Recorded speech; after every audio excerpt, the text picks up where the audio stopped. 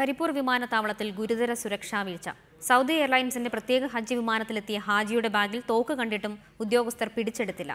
വിമാനത്താവളത്തിലെ സ്ക്രീനിംഗ് മെഷീനിലെ പരിശോധനയിൽ തോക്ക് കാണുന്നതിന്റെയും ഹാജിമാർ കൂടുതൽ പരിശോധന കൂടാതെ ബാഗ് പുറത്തേക്ക് കൊണ്ടുപോകുന്നതിന്റെയും ദൃശ്യങ്ങൾ റിപ്പോർട്ടർ പുറത്തുവിട്ടു.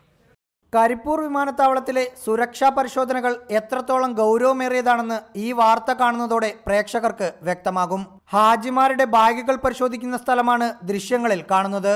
ബന്ധപ്പെട്ട ഉദ്യോഗസ്ഥൻ പരിശോധനകൾക്കിടെ മോണിറ്ററിൽ പെട്ടെന്ന് തോക്ക് കാണുന്നു.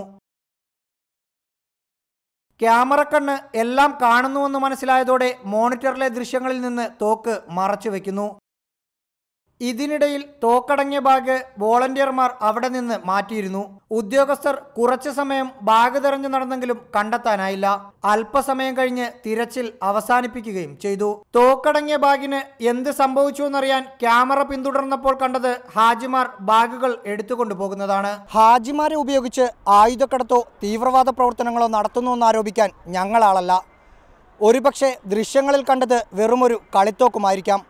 പക്ഷേ കരിപ്പൂർ വിമാനത്താവളം വഴി തോക്കോ ബോംബോ സ്ഫോടക വസ്തുക്കളോ നിർബാധം കടത്താമെന്നത് രാജ്യത്തിന് ഭീഷണിയാണ്. ക്യാമറാമാൻ വിഘ്നേഷിൻ്റെ ദൃശ്യങ്ങൾക്കൊപ്പം റഹീസ് റഷീദ്, റിപ്പോർട്ടർ, മലപ്പുറം.